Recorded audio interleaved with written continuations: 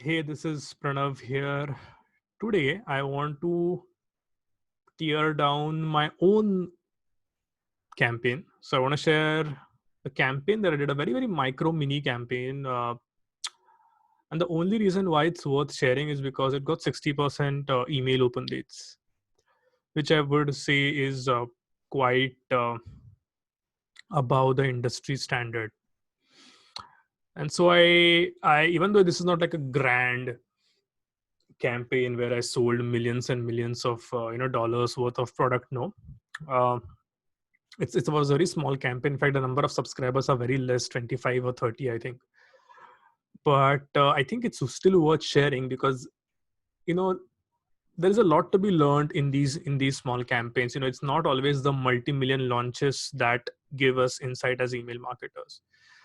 And so I want to just give you a glimpse into what actually worked out for me.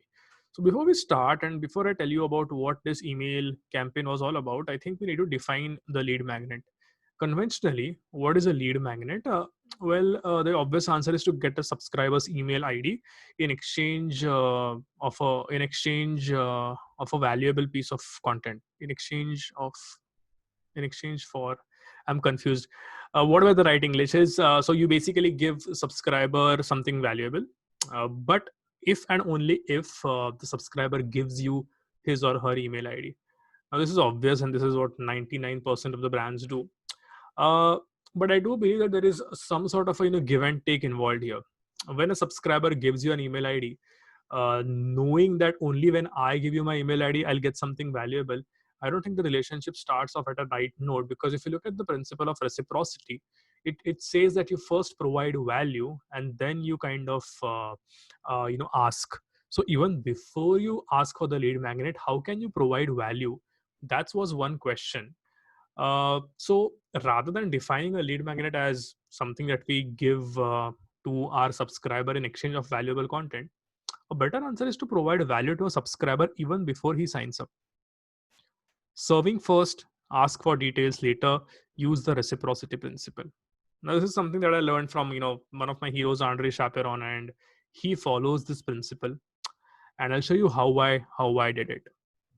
So, introducing a new type of landing page known as MPPS, the abbreviation of which is multiple page pre-sale site. So, I basically used a multiple page pre-sale site to get subscribers onto my list, and because of which I could have a very high open rate. All right. What are the advantages of a multiple page pre-sale site? Uh, Irrelevant users are filtered out. So in a bit I'll just show you what that looks like.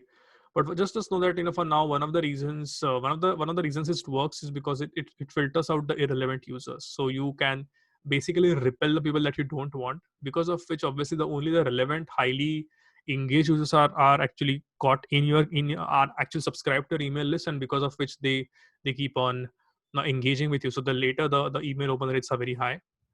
When they enter your email list, they are more likely to open your emails. Why? Because you basically told them a very engaging story through your MPPS.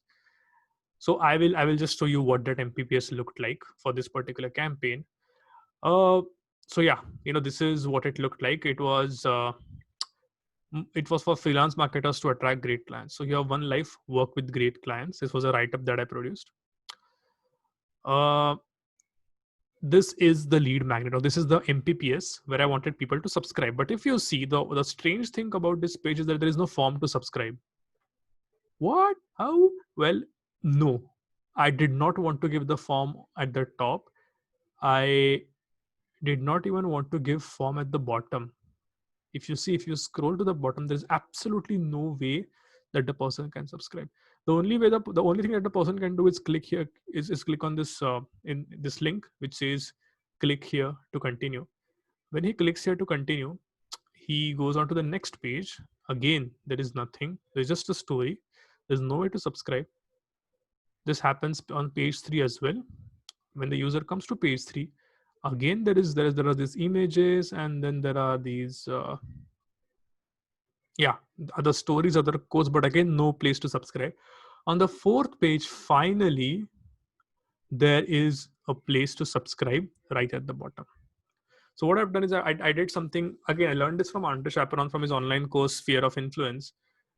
The idea here is to block out the irrelevant subscribers, is to create such a compelling story that irrelevant subscribers are blocked out, and they fall in love with your content, they fall in love with the story that you're telling them, because of which by the time they sign up, they're intrigued.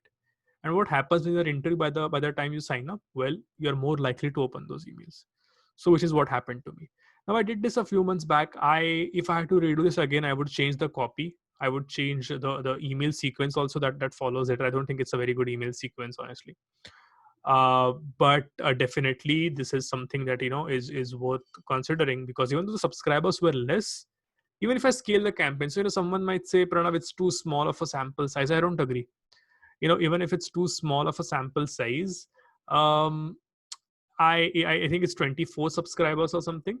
Even if it's too small of a subscriber size, even if I scale the campaign, if I make, let's say, if I multiply it by 4, and if I make 100 subscribers, will that be a good campaign then?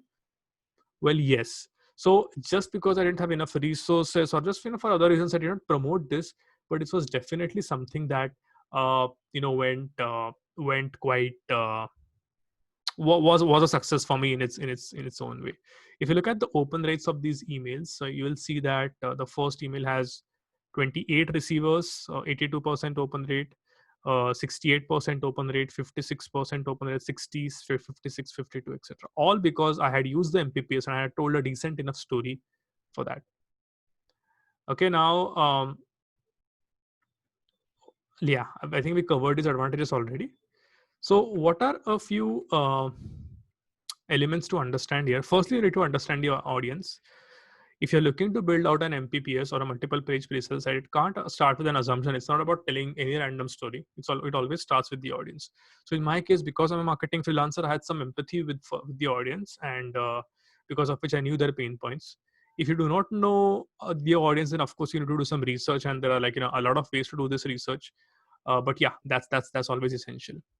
Then I mapped out a chain of beliefs. So I'll talk about chain of beliefs in the next slide, but chain of beliefs is basically, what does the audience believe and what do you want them to believe? There's a difference between the two, right? What does your audience believe at this point of time, and what do you want them to believe? And then there's a bridge between these 2 points which you have to fill. And then you have to create a story in order to fill this bridge.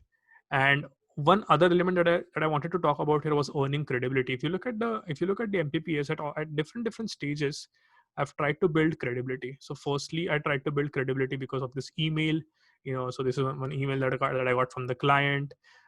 Secondly, second thing that I the second thing that I got was that I included was a couple of photos, where I was teaching, because yeah, that gives me credibility as a teacher, right? So this is again me earning credibility as a teacher.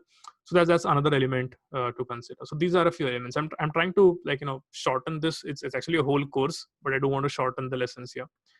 As far as chain of beliefs is concerned, like I said, the audience is at belief number 1 at this point of time. They believe something. They believe in one concept. You want to take them to believe 4, right? I wanted, so in my case, the belief 1 of the audience was that I'm not getting a lot of clients for my freelancing business, and I do not want to engage in some spammy marketing. I do believe that marketing can be done in a generous way. That's what they believe.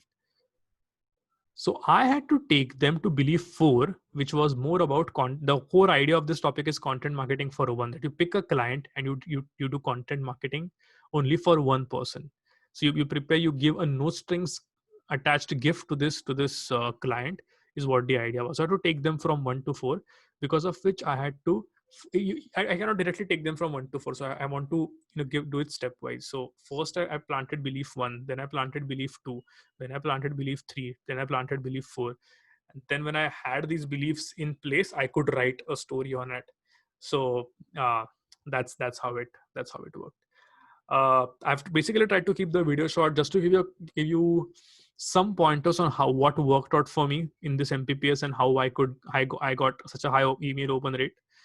I hope this works. If there are any missing elements in this videos, I'm happy to answer any questions. For now, That's all I have. All right. Thanks, guys.